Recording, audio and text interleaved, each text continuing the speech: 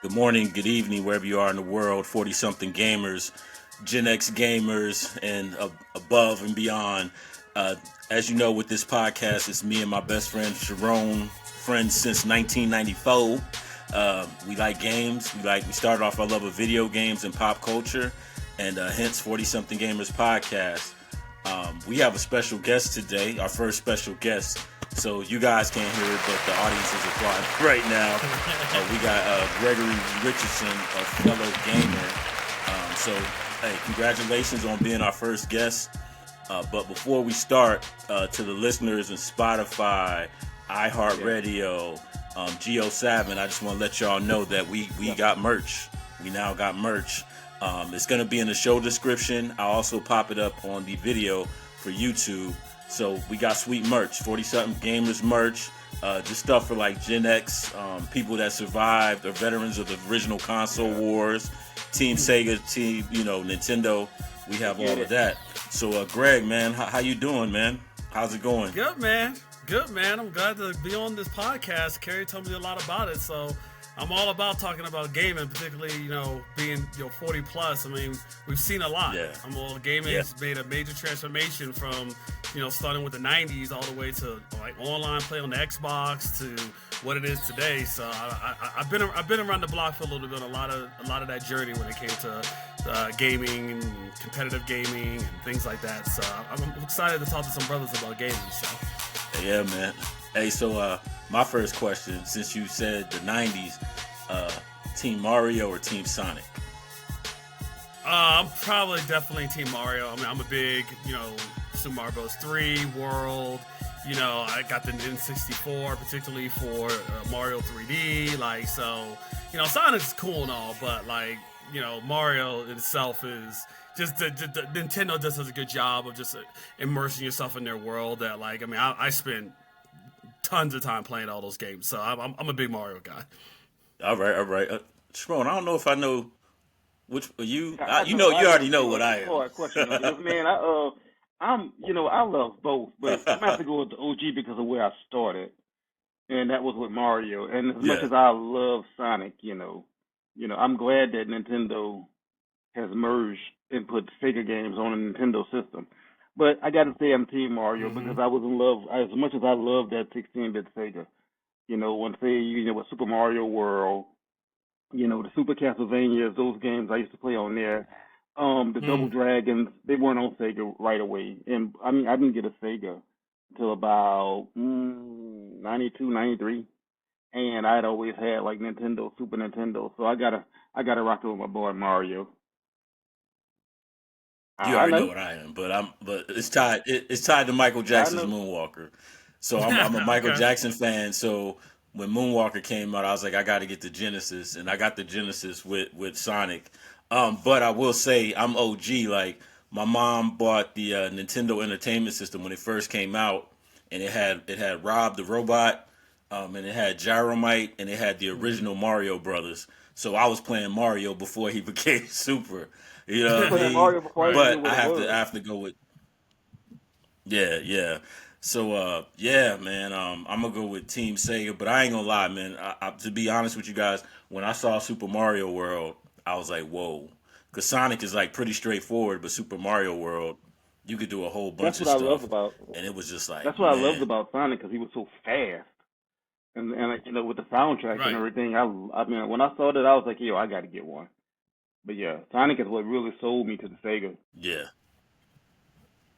Oh, yeah, absolutely. Yeah. So, Greg, man, do you remember what was the first video game you fell in love with, and what do you remember the most about that video game? Man, this is a hard question because I play I play video games. I played the Marios, I played the Castlevanias. I had a Super NES. I jumped on Mortal Kombat, Killer Instinct, the whole nine. So I played a array of games, and I'm big into RPGs, so like Final Fantasy, things like that. So I've always had a love for just storytelling in general. But the game that I literally probably fell in love with is Soul Calibur. Oh my goodness! Oh, which version? Which The whole franchise, starting with Soul Calibur 1 and going in, because like, I mean, I played everything. I played football games, I played basketball games, but I was mainly into like RPGs, you know, Final Fantasies, Chrono Triggers, things like that. And then when I went to college, you know, I got into like Tekken, and I was like, all right, Tekken's cool, because I always like fighting. I always like fighting games. I was like, Tekken's cool, and I learned in Tekken there was a whole community of people who competed. So then so like my alias in the community is called Dancing Fighter G. That's my fighting alias. So I started there playing Tekken and stuff like that, and then someone introduced me to Soul Calibur, and I was like, what is this? Guy with nunchucks? On a raft? Like, what is this? I was like, I've never seen anything like it, because it was it's so different than any other fighting game. Because the first fighting game I played was Mortal Kombat. And I was like, Mortal Kombat 2, I was all in. I was like katana, throwing fans, doing juggles. I was like, this is tight. But something about Soul Calibur just kind of drew me to it. And that kind of just set the tone for my trajectory when it comes to like my first love for a video game. I mean, Soul Calibur, I mean, there's times where, I mean, literally I would spend like 24 hours just playing Soul Calibur, practicing, missing straight school in college to go to the arcade, to just play in the arcade before it even came to console. And then when it came to console, man, me and my boy, my fraternity brother, I mean, we're spending like 11 hours straight. Girlfriends, we didn't know they existed. We were straight in the dojo, practicing the whole nine, and that just set the stage for just my community involvement in terms of gaming, the company that I built for hosting large video game events at like comic book conventions, sci-fi conventions, things like that. So it just provided me my identity when it came to what it meant to play video games, and that was like really Soul Calibur. So that was like the love right there. Which console did you play it on? Which console was it that you were playing on? So I first played the first one on Dreamcast, because that's the one that it originally started on. But then it moved to PlayStation, and then from there it was a wrap. I mean, it was a wrap after that. I was like, okay, I'm locked in. Let's do this. And but Dreamcast, 'cause I never had a Dreamcast. I had a friend that had a Dreamcast. So that was the first game I ever played on Dreamcast. And then when it moved to PlayStation, then it was like, all right, game over. Let's rock. So I think with you, Sharon, I think you were like me. So I was Team Sega again on 9/9/99 at midnight when it switched. That's when I got the Dreamcast. Matter of fact, I got the OG. My Dreamcast is yellow now, but I still got it. But that made me proud as a Sega fan, right there. Because the Sega version, it was better than the arcade version, and that was the first that we actually seen a video game actually better than the arcade version. Mm-hmm. And I ain't gonna lie, I was in awe. Like when I was in the Navy doing air traffic control at my first duty station in Nelson Moore, we would bring our Dreamcast to work, and if we weren't working and we in the break room, so Soul Calibur, man, that is that game right there. Sharon, what was it for you, man? We never talked about that. Nintendo. Double Dragon, okay. I got Nintendo in '88, so I had my cousin. He would always bring around random games, and all of a sudden he brought Double Dragon, and I sucked at it. But I mean, at the same time, it was my first time, kind of like a precursor to Streets of Rage. You had Double Dragon, the guy, and you had to go and fight the people and pick up the weapons and try to beat them. And you had like the big giant guy at the end, like you try to knock him on the conveyor belt without trying to fall in the side of the screen and everything. And Double Dragon was my go-to. And then I discovered it was an arcade game. I was like, oh, wait a minute, this looks like way different.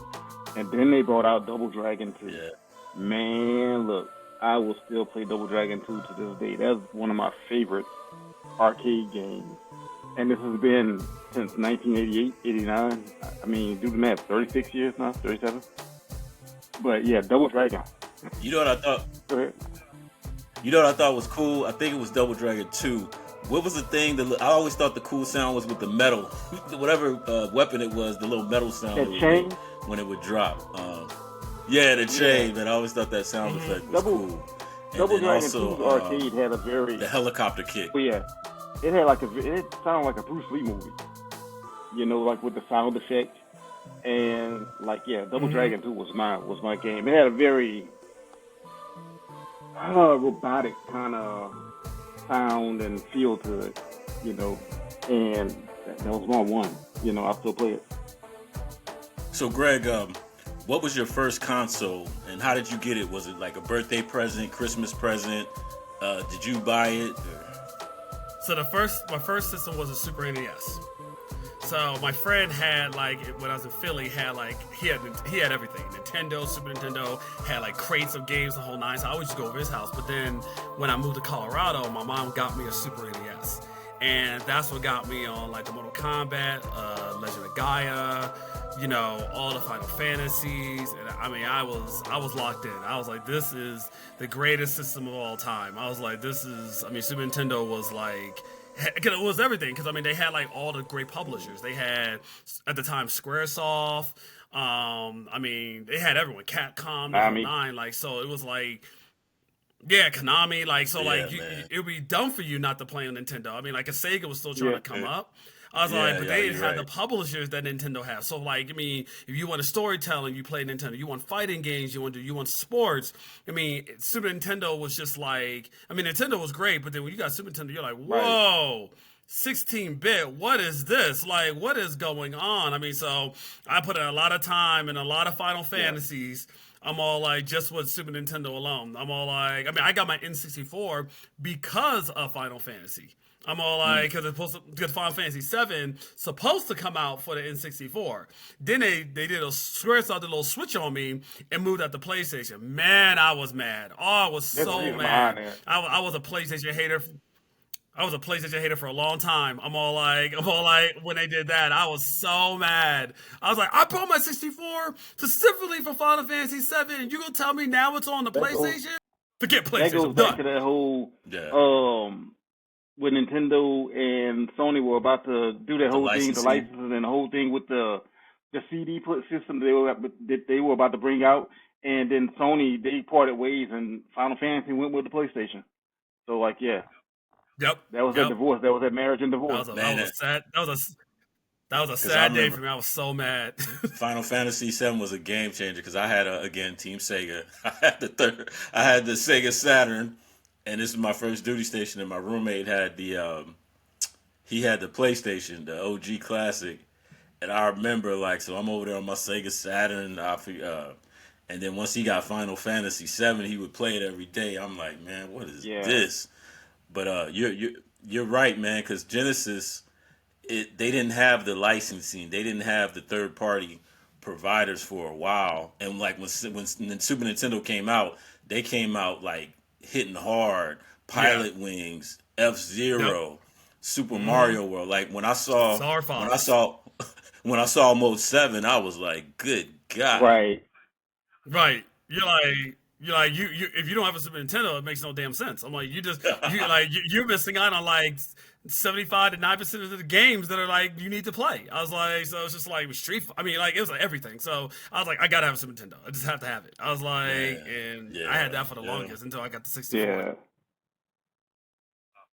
Wow. So like which game from your childhood still hits you with a wave of like nostalgia? Like when you hear the music, like, oh man, it takes you back. Man, I would probably say Chrono Trigger. I absolutely love that game. Like it was outside of like because I always play Final Fantasy, Legend Guys, but then when Chrono Trigger hit, just the music and just it was to me it was a revolutionary game. It was a game that really introduced time travel, and the idea that like if you go do something here, that it may change something here. I mean, like it was kind of the beginning of kind of how Marvel does its own time travel. Point in time kind of change things like that. And I was like, this is crazy. I was like, I've never seen a game, even Final Fantasy, they've never done anything like that. It was like very like you go around do a thing, but like it had everything that a Final Fantasy had, but it just had like this like great soundtrack. I'm all like, whether you're in the present, the future, or the dinosaur age, whatever. Like the music. And Magus, like the main or one of the main enemies, like he was phenomenal. Like so, the music of that game was just like amazing. And I was like, so when I see like old things on YouTube for like Chrono Trigger, I'm like, man, they really need to bring that game back or to come up with like a revamp version, like or whatever. I think they did, but they need to come up with like another version of that type of game because Chrono Trigger was phenomenal. Like one of the best games I played as a kid. So. And that was on Super Nintendo. Yeah, and I think that okay. Yeah, that was on Super Nintendo. Yeah. Oh, is that a game that you never checked out, Sean? This dude, man, his setup is ridiculous, man. He got everything. Matter of fact, I bought a what was the one you gave me back? The Saturn, yeah. Sega Saturn. But he has everything. He has this crazy setup, man. It's like a movie theater. Um, Nice. that made me think of. Oh, you brought up a good point too. Like, I don't know how you guys feel, but as far as like video game music composers, I don't feel like they get Nah. just due. Like, I like when I could find a soundtrack on like Spotify or whatever, but I Mm-hmm. feel like they should get like more Yeah. recognition, like, because that can make or break a Yeah, video it game really for me does. I mean, sometimes. because Yeah, I'll fall asleep if the yeah. I music is mean, boring. mhm.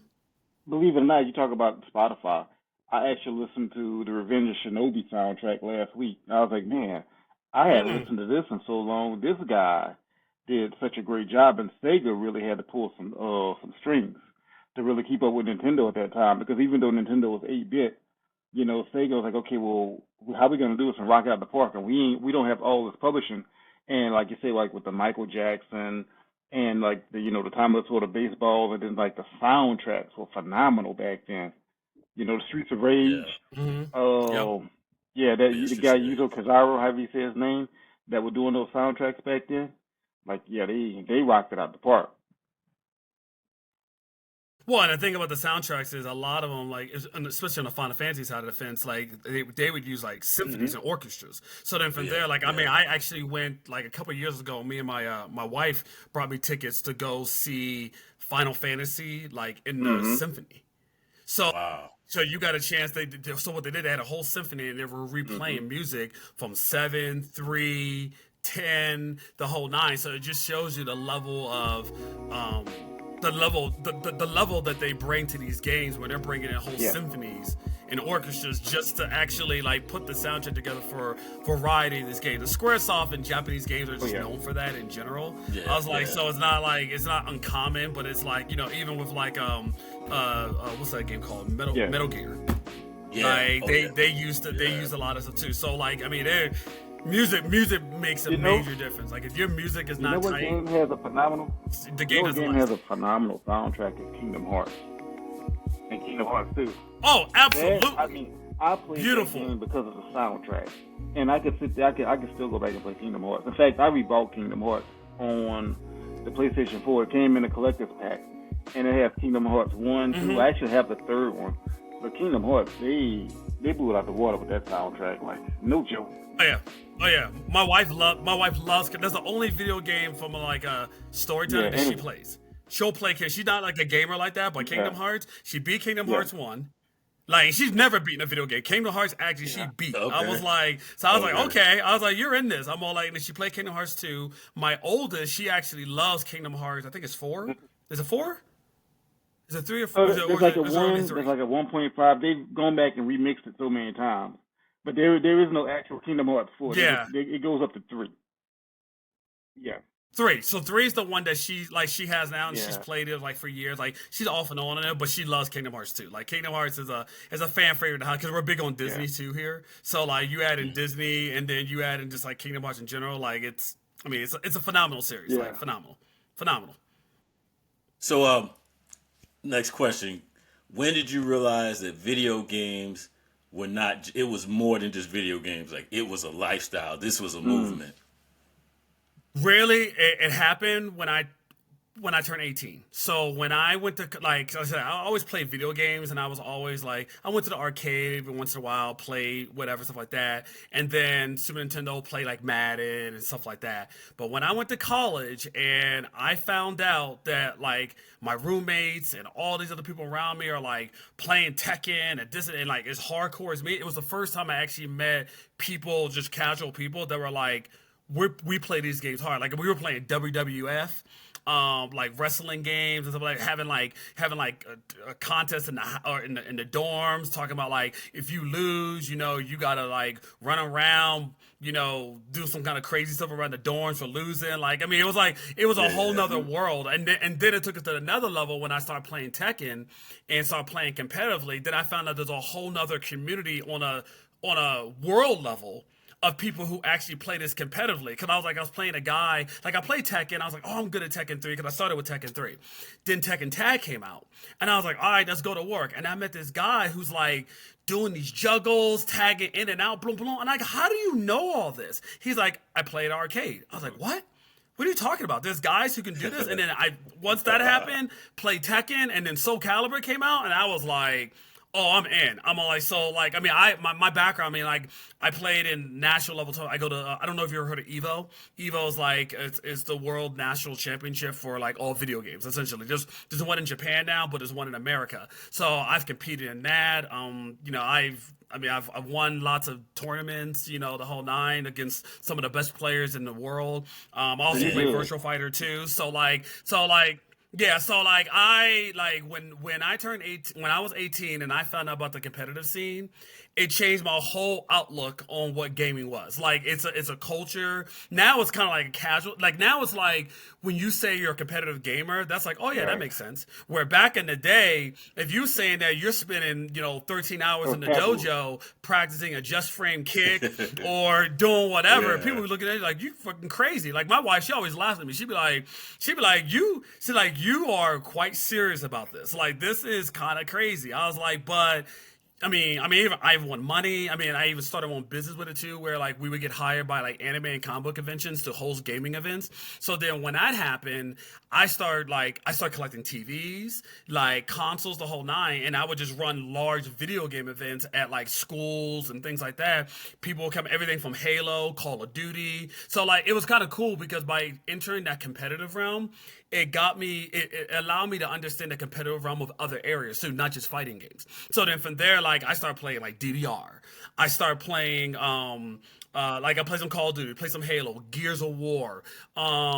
Everything. So I just started learning about other games just by the fact that I play competitively in something else. Even Smash Brothers. There was a point in time where Smash Brothers was being hated on by everyone because no one considered it a fighting game.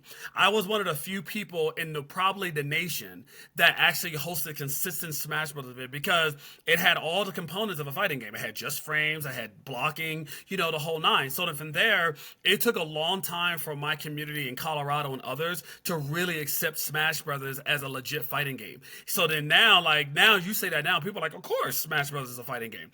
But back in the day, man, if you would have mixed Street Fighter players or Soul Calibur players and Smash Brothers in the same room, man, it'd be like this like turf war of like, oh, you're not a real fighting game and blah, blah, blah. So so when I turned 18, it really opened my eyes to just, wow, the mainstreamness of video games and how it just influenced everything around and how even today being like 40 or so, it's so funny where like now being a gamer is like cool. Where back in the day, it wasn't really a cool thing. It was like, oh, you play video games. Okay, that's a waste of time. Yeah, you're sitting in your basement playing video games, blah, blah, blah. But now you have guys and girls who, they play video games, but yet they're CEOs or they're major influencers or whatever. So, like, it just, I feel like that time from, like, late 90s, like 99, and to, especially when, like, Xbox came around and everything became online, I think it just changed the whole dynamic of how people looked at gaming and realized that you can do more with gaming than just play. You can learn how to make video games. You could be in the marketing side of video games. And then there's a lot of stuff that Sony and a lot of organizations did to really make video games more mainstream. Like there used to be reality shows on video games. Like you do all these challenges and like I forget that one show. It was a contest that PlayStation. Well, Nick Arcade, that's one, but PlayStation did some kind of like game show or something like that where like they pick like reality, like they pick people and they went on a reality show for gaming and they did stuff. So like it was so many different things that came out that just made gaming so mainstream. And I feel like I was part of that because I just like I elevated the game by doing all these like video game events on a national level, which kind of gave a platform. Because before people were doing stuff at like their basements, their houses and stuff like that. Now you can go to a large campus and play these large video game events and win thousands of dollars for showcasing that you're really good at Halo or Call of Duty or you're the best stepper in Dance Dance Revolution. So 18 was just 18, particularly 19, was just a big game changer for me in terms of how gaming influenced me as a person, as well as how it influences the world. So Yeah, man. Hey, and I think for me it was like early, The Wizard, the first video game movie that's when it was like, wow, like this is more than just playing at a house with your friends. Cause the Wizard was just a big marketing for what Super Mm-hmm. Mario 3 and the Mm-hmm. whack Power Glove that it Yeah. convinced me to get my parents to buy that. I played it for 3 games and it was a waste, but it was the precursor to the Wii. But nah, man, Greg, you knee deep Yeah. into it, man. And I remember, Yeah, man. love my mom, but when I turned 13, she thought like at 13 that phase should be done, but it was like, Wow. nah, this is a lifestyle. I just This is can't a cut it lifestyle. off at 13. So what about Yep. you, For Sharon? me, I thought that the whole game changer was when the PlayStation came in. That's when I was like, okay, this is getting serious, and they're putting the games on CD, and then all of a sudden rappers are talking about it in their music. Super Nintendo, Sega Good Genesis. point. It's like, okay, if they reached over to Biggie Smalls, and all of a sudden I remember there was a Tupac video where they were playing like a video game on like a lower screen TV. I don't remember what video it was, but I remember the screen was massive and they were playing some fighting game or something. But yeah, I think that like with the PlayStation, that's at the time that we were getting out of school, about 95, 96. And all of a sudden I had one, Mm-hmm. and then this person had one, and then that person had one, and all of a sudden everybody had a PlayStation. Also, I think the game changer was the fact that we had the MPAA ratings. So now the games aren't just for children; they're making games that are mature ratings. So it's like, okay, this isn't for a kid. Like I have people like, you still play video games? Like, yeah, I play it. It's like, well, I'm playing this game. It's like, well, aren't video games for kids? It's like, come here, I want to show you something.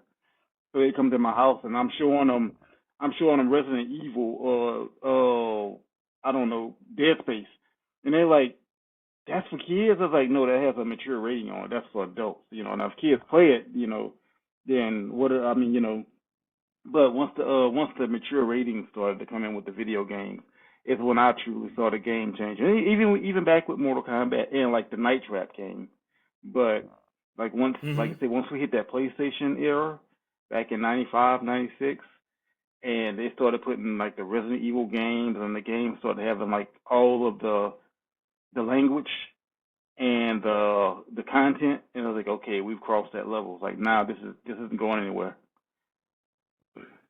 Yep. Right. And And actually, I think with that, to add to that, I think when Mortal Kombat came out, it definitely Yeah, changed the game because it was the first, yeah, to my memory, it was the first game that actually had to have a maturity like thing on it. It was the first game that where like they had to be like, okay, it was bloody at first, but then they had to provide an option to turn the blood off. I've never seen a game that was forced to do that because people were like, oh wow, like this is a well, lot, it was the like first it was the first of its kind. And we saw that in the arcade first, because I remember going to school and everybody's like, "Did you see hmm that Mortal Kombat game?" I'm like, "No," and everybody's like chanting like all the sounds and everything from the game. And when I went to Walmart, they had the machine out there, and like then I saw it for the first time. I was like, "Oh wow," and it was a digitized graphics, the blood splat that's flying everywhere, they're pulling like the head off, and you can see the spinal cord just right, hanging. Yeah, uppercutting someone into up against someone up into the yeah, they spikes and fall stuff. off I the was like, bridge, and it's like, wow, yo, this this is is the tight. first. And then we had Killer Instinct in the arcade that was right behind that hmm also. But before that, before Mortal Kombat, I think the worst game that they had out there was probably Pit Fighter, which wasn't as bloody. oh yeah, But Yeah, yeah, yeah, it wasn't that. right, right, but yeah, yep, so But I will say that with Mortal Kombat, that's when Sega was the cool kid. yeah, we yep, had blood Mike, though, yeah. we had the yep. But blood. then they came. Hey, Greg. I said, Oh, but then they go ahead, came back Sharon. with Mortal Kombat 2 on the Super Nintendo because they lost money with their first one. So Ugh, when Mortal Kombat 2 ugh. came to Super Yeah, Nintendo, it had the blood. Like there was no code. Mortal Kombat 2 was phenomenal. I Yeah. love Mortal Kombat 2. I was like, can I play Mortal Kombat? I was like, cool. And then 2 came out. I was Yeah. like, huh? It was actually the first time I actually went online and downloaded the move set for a game and was like, how do I do this fatality? Like it was, and that's the first time I remember like you had to like actually go and look that stuff up. Like, cause that wasn't a thing back in it. It was like someone just put some stuff in there. It was like some generic notepad, whatever, and, or no, like some just white screen that had like They, PQ, like whatever on it, right? Like it wasn't even Nah, clean or they would nice, write like, it but on. I mean, I think it was like written like around the bezel, like right below the screen. They would have like the yeah, character and like their moves or something like. I think Street Fighter did. I'm not so sure about Mortal Kombat, but I mean, who had time to look down there? You getting your ass kicked. right, you right, playing right, right, games. Yeah, right, exactly. right, right, right. Hey, Go if ahead. you ain't got the move now, you ain't got it. But I Right. wanna ask you guys now, since we're in our 40s, now we have life, kids, work. How do you find work life balance now with video games? What does that balance look Mm. Whew, it's rough. It is hard. Like I'm not gonna lie. Like I mean, like I currently play. I mean, I play video games with the girls. Like whenever I get a chance. Like they'll have like sports games that they play. Like like Wii Tennis or Mario Kart. Like I'm a big Mario Kart guy. Like I love some Mario Kart. I play against Japanese players. And I love some Mario Kart. Love Mario Kart. One of my favorite games. But like it's one of those things where it's like you play a game like a Mario Party. You play it, you may devote a night where you just have a game night with your family and you'll play some Mario Party or whatever, Mario Kart, and then you're out. I'm all like, it's just harder to kind of like sustain to sit there and be like, I mean, back in the day, I mean, I would spend like, shit, like hours just like going through something in Final Fantasy or whatever. Like me and my wife, I was just playing Kingdom Hearts the whole night. Now between tennis and the girls doing this and all this other stuff, like you just don't have the time to do it. So you really just gotta carve out time to do it. Like I mean, I'm playing Elden Ring right now. I literally have gotten to the end of the game, and this was like 2 months ago. I'm literally right at the end of it, but I've been so busy with everything else, I literally haven't beaten the game. And the bad thing is, I haven't even beaten the first part, like the initial like game itself, because there's a new game plus that I need to do on top of a DLC that I need to download to play the extension of the game. But it's just hard. I'm all like, you just to find the time. I mean, and the times that I do find, like, I mean, when you get in your 40s, you learn like, okay, I don't have the stamina to, like, let me rephrase that. I have the stamina to play a game for a long period of time, but I feel the effects of that really strong the next day. So like, I was playing Elden Ring and I was playing this character, and I was like, I can't beat this boss. I stayed up for 8 hours straight figuring out a way to beat this boss. I finally beat him. Man, I was so hurt the next day. I was so tired. But I carved out the time to do it. But my wife was just laughing at me like, oh, you think you're in your 20s. You think you can do this like you did before. I was like, nah, yeah, but I had to beat him. I could not stop until I beat this guy. I was like, I will not stop playing this game until I beat this guy. But it's the life balance, right? Like you gotta get your little wins in there, play, segments at a time, then bounce out, do whatever, then jump back in. It's just if you're trying to like go through a game straight, it's really hard. Like, but it's fine. I mean, it's all good. I mean, I find other ways to kind of just play short little games like the Mario Karts, the Mario Parties, have fun with the Right. family, do whatever. And then those long games that I really like, it may take me a whole year to beat a game that I would usually probably take me a month, but it's fine. It's all good. Hey, what about you, Sharon? Well, now that my kids gotten older, well, I guess not even so much with the kids, just work balance. I normally try to stick with Mm, more like the arcade style game, something like Street Fighter or that I can get in quick.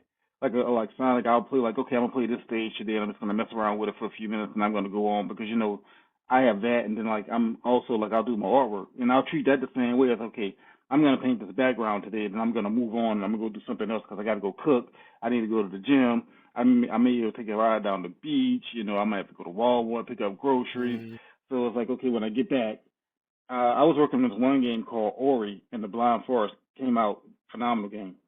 And I would play like so far, and I would get to the next level. Okay, I'm gonna stop right there, and I'll pick it up maybe tomorrow in a day or two, and I'm gonna do a little bit more. It's like okay, and I'll stop right there. And I'm not afraid to use YouTube either. It's like okay, where am I on this game? It's like I'll find it. I was like okay, I need to do this, mm-hmm. and this because I'm stuck. It's like oh, there's a glitch right there. Reset the game and start again. It's like okay, fine. So I'll do that. But like games like Legend of Zelda, I mean, one of my kids they play. I'll watch them play it, and I'll just enjoy that time. Because I Yeah. mean. I mean, I had my glory days with it, but at the same time, I still enjoy it. I'll just watch them play. And I was like, okay, that's cool. Like, look at that. Like, look what you're doing right there. And it's like, hey, have at it. I once upon a time I was you. I did everything just like that. Yep. So it's like, and it'll happen to them Yep. too. You know. But I mean, other than that, I try not to take it too seriously. I just get in, have a few laughs, like do something like if I'm playing something serious, like I'm get ready to start working on Hogwarts Legacy. I'm a Ravenclaw, so I need to. Oh, you talking about Yeah, Yeah. I, Hogwarts, yeah, Harry Potter? Yeah. I just Yeah. got into that Yep. too. I just got into So I'm that a too. racing Okay. car, and I'm gonna start working through that. I'm not gonna try to finish it, but I'm just gonna just enjoy the ride, you know. And that's my thing. Like I have Mario Kart Yeah. World. I said a little while back, I'm a lazy gamer. So I got one of the kids like, hey, I want you to go ahead and play all of this and unlock all of these characters. So I ain't got to. Now, you Yep. know, because like I never Yep. heard yeah, that before, man. Okay. like All right. Yep. when you go to the arcades and stuff, all those characters are already unlocked. I don't want to do all that. I just want to be able to pick the character and go. But yeah, Let's I'm a go. lazy gamer when it comes to all like unlocking and everything. It's like I will I'll never 100% a game. Once I finish the story mode, I'm out. I'm moving on. You know, because I know that'll take so much time. And believe it or not, I know it's probably a lot of people are probably gonna boo me right now. I've never actually played through Final Fantasy VII. I've played it, but I've never played all the way completely through. And in fact, I've seen the older version when it came out on PlayStation back in 97, 98. But I've Hmm. also played this newer version that they made where you actually more or less control the character, you know. Like you don't give it the commands or whatever. You just go up and attack. Um, Yeah, like 10. Yeah, like Final Fantasy 10. Everything yeah. from when Final Fantasy, or not 10, 11, 11, 11 or 12. It's just more like Yeah. freeform and Kingdom combat in that Hearts is regard. actually what turned me more into that. Because I like I said, I'm big on Disney, and you know, you just like I said, free form. You just attack at will. You didn't have to like read everything and like well a little bit, but you would just attack all like the little goblins and everything. But I Hmm. mean, like with Final Fantasy, like me trying to play through that something like that now, I'd have to be retired. Yeah.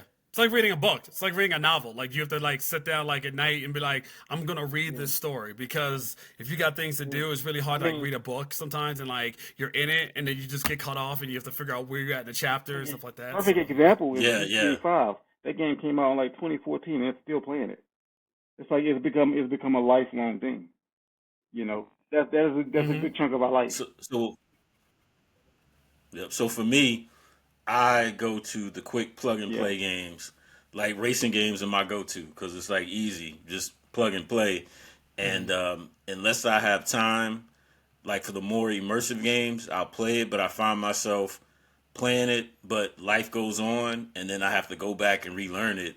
So for me, it's the quick plug and play driving games. The more immersive games, I I'll play them, but then it's like, dang, I forget, and I got to relearn how to do everything. Yep. Okay, this has been amazing, Greg. We're gonna have to have you on Yeah. here again. Yeah, man. Thank you for Anytime, being on the man. show. So my last question for both of you guys before we get off this show. This has been an Yeah. awesome show, man. Um, what does video games mean to you? Video games to me, it's interesting now watching my daughters play. Cause my daughter's a big Fortnite girl. Like she's nasty. Like she headshotting. Like she is nasty. And but the thing I see when I see her play is the sense of community. And I feel like video games over time has become that sense of community. So for me, like my community's changed a little bit as I got older, where more of my fraternity and tennis has become more my community regard. But I feel that for me, gaming has that brings that level of creativity, that togetherness, that ability for kids to reach out to each other, to interact with people who you normally wouldn't interact with. Like if you met them in person, you probably wouldn't even talk to them. But because you have that commonality of I love playing Fortnite, I love playing this game, it's just that universal bridge. So to me, I like regardless of what type of gamer you are, the whole nine, I feel like gaming just brings that level of just togetherness, particularly in the type of world we live in today where everything's very divisive.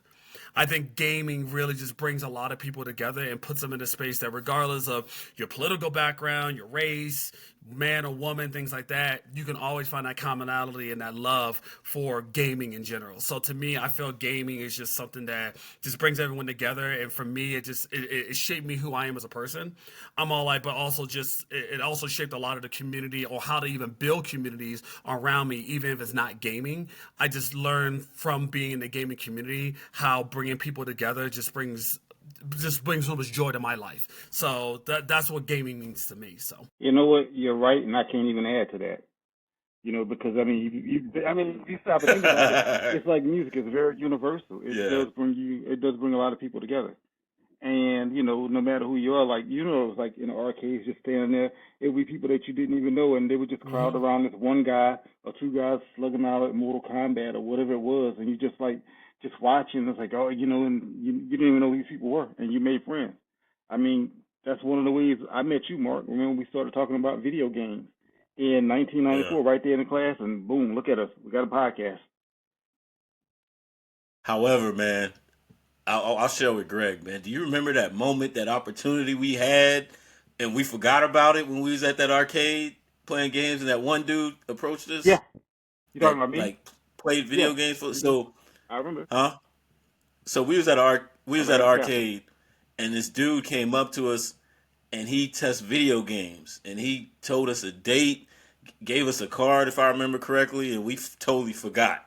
Like we could have had a Well, job like testing he was video. in New Orleans, and I remember that because I remember Alicia Jordan. I was talking to her about it, and she was like saying, I don't know if I Yeah. want to do something like that because you're sitting in front of a screen all day long and your eyes will go bad and everything. And I was like, but it turned out.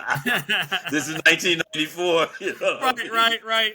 You're gonna get all fat and all this other crazy stuff, right? Well, we Yeah. were over in New Orleans, which I never really traveled a lot, but yeah, it was a guy. He walked up to us. He was like talking about video game testing and beta testing or whatever, and it was in New Orleans, and it paid like $21 an hour. This is back in 1994, 95. That's a lot of money. That's a lot of Yeah, money back in Yeah. the day. like, okay, and all you had to do was test games. Like, okay, cool. And we were 18, like We weren't 17, quite out of 18 school yet. at the time. So that would have I was yeah. like, wow, man. But I wonder where that guy is now. If he's still testing games. If that, I mean, I don't even know what company that was, but it could have been something. Could have been, who Mm. knows? It could have been SquareSoft. I don't know. Yeah. Yeah, But it could have been. it was one of our stories, man. And again, thank you for being on the show. Another great episode going down memory lane. Any parting words, Greg, like where people can find you, your handle name, selfless promotion time right now, man. Yeah, yeah. You'll see me online. Like if I'm on the PlayStation or the Xbox or not Xbox, the Switch is Dancing Fighter G. I'm on it every once in a while, kind of playing. Usually, my daughter's playing under my name. So if you're seeing me online playing Fortnite, you're probably seeing my daughter going to work and doing her thing. But I'm always available through LinkedIn, do my real name, Gregory Richardson. So if anyone has any questions about just gaming in general or anything of that nature, feel free to hit me up on LinkedIn. I'm right I have a there. question So real quick. Do you have Nintendo Switch Part Two? Oh, Nintendo Switch Two, or just? Oh, you yeah. do?